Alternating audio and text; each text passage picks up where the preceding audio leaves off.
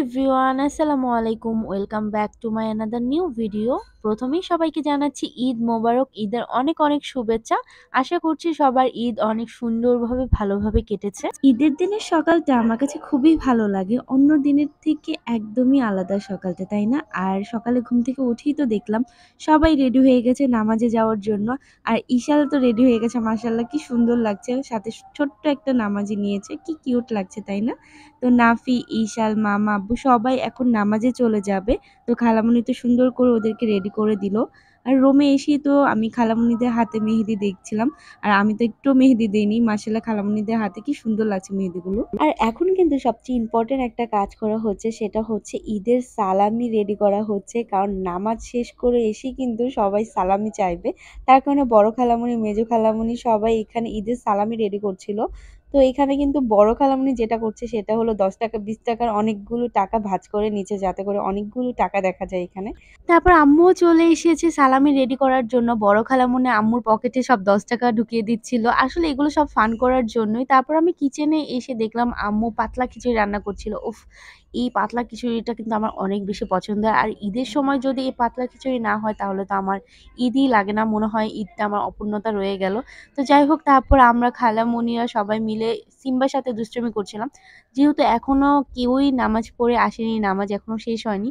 তো এদিকে সিম্বাকে নিয়ে আমরা সবাই একটু দুষ্টুমি করছিলাম, কথা বলছিলাম। খালামণিদের সাথে গল্প শেষ না করতে করতেই দেখলাম সবাই নামাজ পড়ে চলে এসেছে। আর সবাই তো এখন ঈদের আনন্দ ভাগাভাগি করে নিচ্ছে। নামাজ শেষ করে আসতে না আসতেই ঈদের সালামি দেওয়াও শুরু হয়ে গেছে।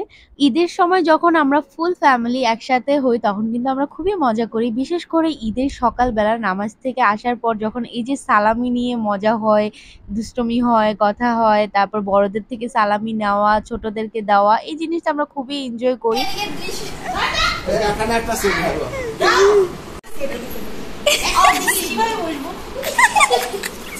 মাথা উপরে বেঁচে থাকো সোনা। আমার চ্যাডি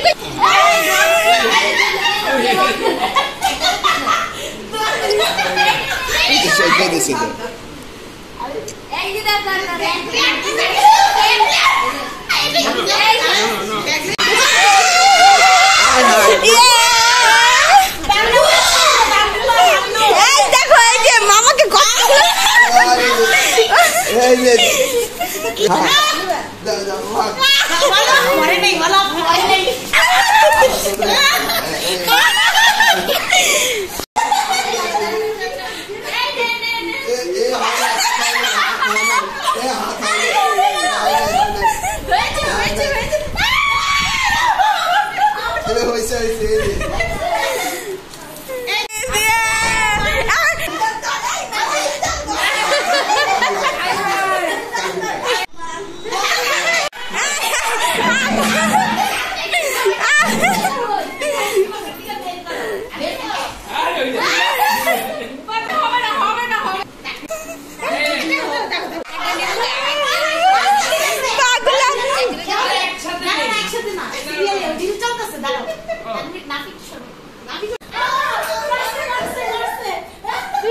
আবার প্রথম থেকে আবার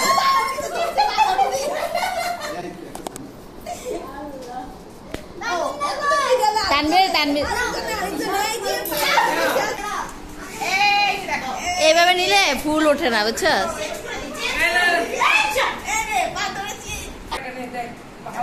১০০ টাকা শর্ট মনে হয় তোর।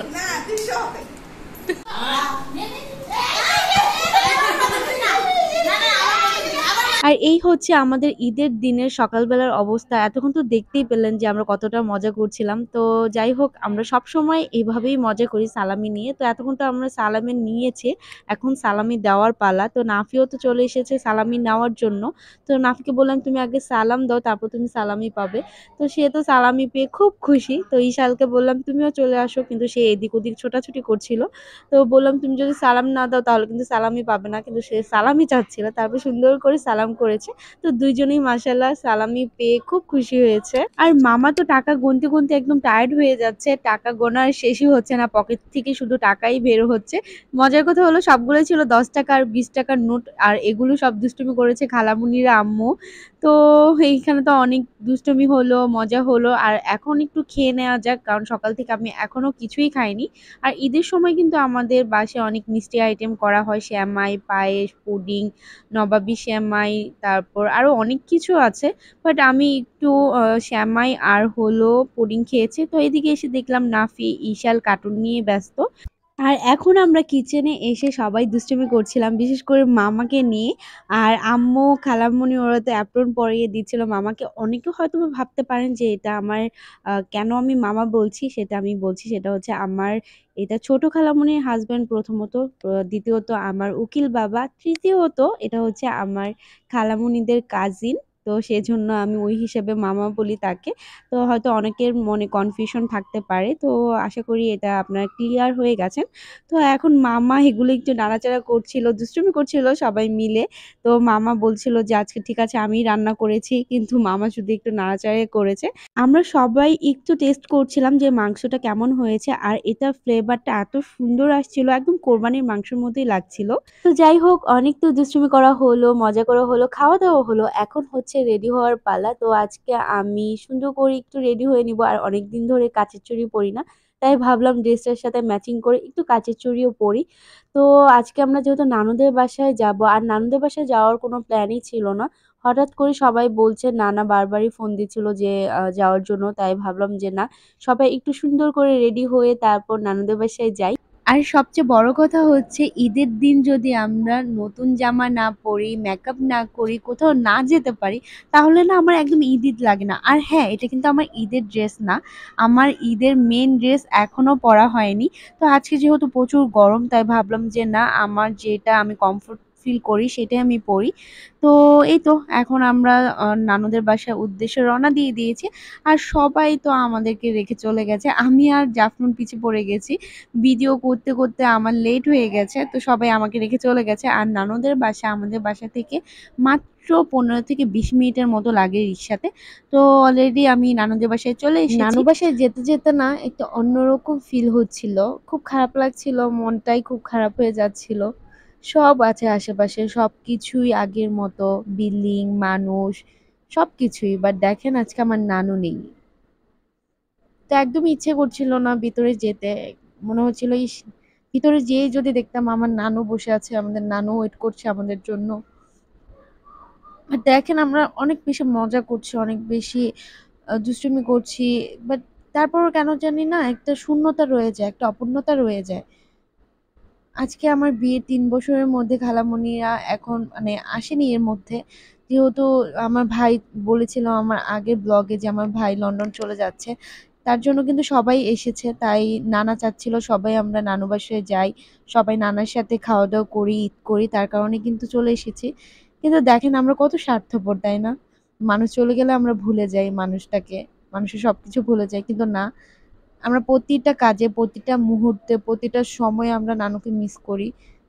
আল্লাহ যাতে আমার নানুকে সবসময় ভালো রাখে, আল্লাহ যাতে জান্নাতবাসী করে, আল্লাহ যাতে আমার নানুর সব গুনাহগুলো মাফ করে দেয়।